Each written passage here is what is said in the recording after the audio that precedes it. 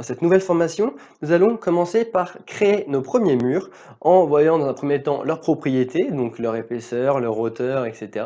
Et bien sûr leur composition, car là on va commencer à faire du vrai BIM avec donc des murs. On va définir les cloisons, on va définir si c'est des murs porteurs, des murs intérieurs, voilà, si c'est du béton, des agglos, s'il y a de l'isolant, voilà. On va vraiment définir la totalité de la composition de notre mur pour être au plus près de la réalité et d'avoir une maquette qui soit riche en informations.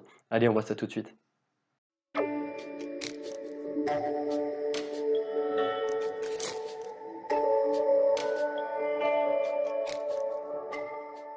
Donc la dernière fois, nous avions configuré les différents levels et maintenant nous allons attaquer aux choses sérieuses, c'est-à-dire au premier mur.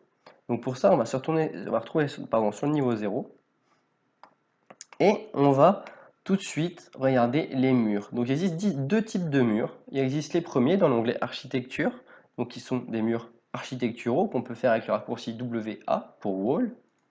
Et on a aussi les murs porteurs qui sont ici, mais ils sont aussi accessibles dans l'onglet structure directement ici. Les murs architecture qui sont en dessous. La différence principale entre les deux, c'est que les murs porteurs ont une forme analytique, c'est-à-dire qu'on peut faire des analyses avec, des calculs de structure ou autres, alors que les murs architecturaux, non. Et bien sûr, ces deux types de murs sont très bien différenciés, par exemple en fonction des gabarits. Si vous prenez le gabarit structure dans vos vues, vous ne pourrez pas voir les murs architecturaux, mais seulement les murs porteurs. Ce qui est un peu logique, vu qu'on est dans un gabarit structure, c'est pour faire des maquettes structurelles, béton, charpente ou autre. Donc nous, la première chose qu'on va faire, c'est qu'on va aller sur nos murs porteurs. Hop, directement. Donc un mur, ça marche comment? Il suffit de faire un clic, un deuxième clic, et là, on a un mur qui se crée. Mais vous voyez, notre mur, on ne le voit pas. Et là, on va avoir un message d'erreur. Aucun des éléments créés ne sont visibles dans la plage d'étage N0. Alors, on va revenir en arrière, on va le supprimer. Et donc ça, c'est une erreur courante quand on crée un mur ou même un sol ou autre objet. Il faut faire attention à différents points. La première chose, c'est la fenêtre propriété. Dans cette fenêtre, on voit tout de suite que c'est un mur de base générique. Moi, c'est écrit en anglais, vous, ce sera potentiellement en français. D'épaisseur 250 mm. Et si on clique ici, vous avez différents types de murs. Hop, donc nous, on en créera un par la suite.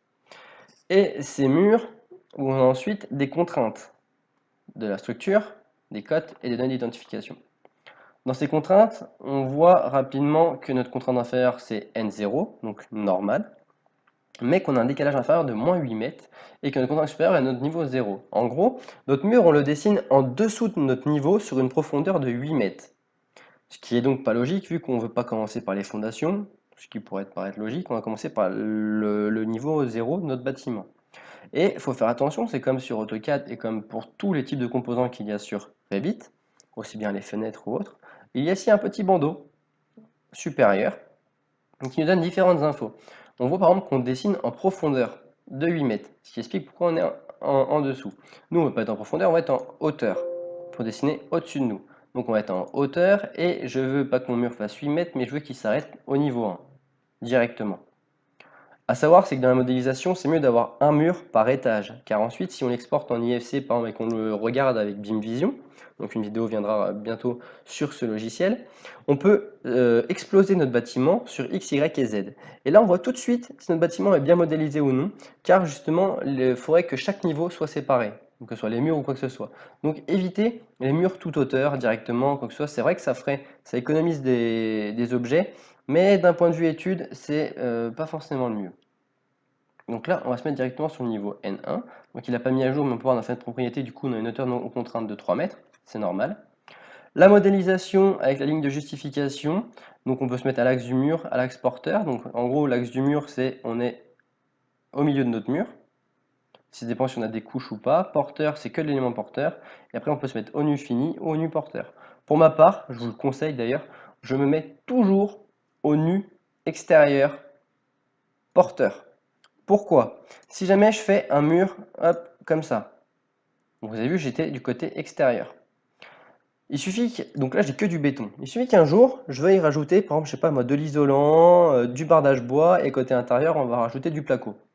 Et ben, si je ne mets pas comme ça, mon mur va bouger. Si je dessine par exemple à l'axe ou quoi que ce soit, il risque de bouger facilement. Alors que là, je sais très bien que ma cote sera toujours la même. Par exemple, si je dessine un mur, mais en nu fini extérieur, ce sera toujours la même cote. Mais par exemple, si jamais vous influez sur par exemple l'épaisseur d'isolant ou quoi que ce soit, votre porteur risque de bouger. Alors qu'en principe, non. On fait varier ce qui est secondaire, comme l'isolant, le bardage ou quoi que ce soit, mais le porteur, il varie rarement. C'est pour ça que moi, je vous conseille de toujours modéliser avec le nu fini, le nu porteur extérieur, pardon. Voilà. Ensuite, chaîner, c'est juste en gros, c'est si jamais vous terminez un mur, hop, vous en recommencez un directement. Donc là, il y a l'ordi qui fait des siennes.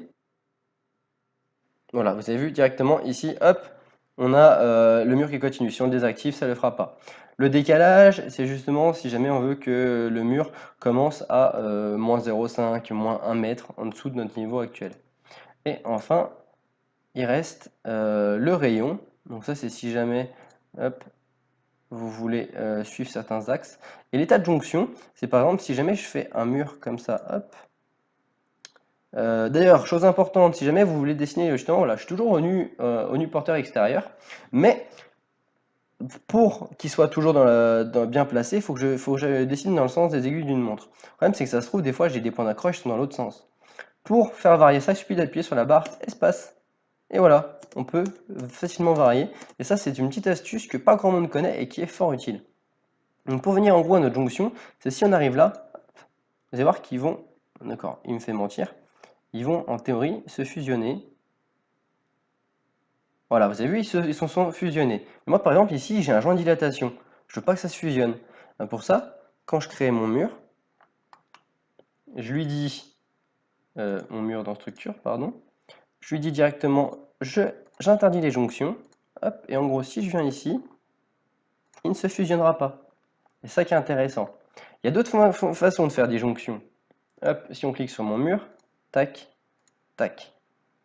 Ici, je suis toujours en interdire. Mince, je voulais pas que ce soit interdit, et ici, je voulais que ce soit bon. Donc soit on l'attache, avec la fonction attacher ici, tac, tac. Voilà, mais c'est pas le plus efficace.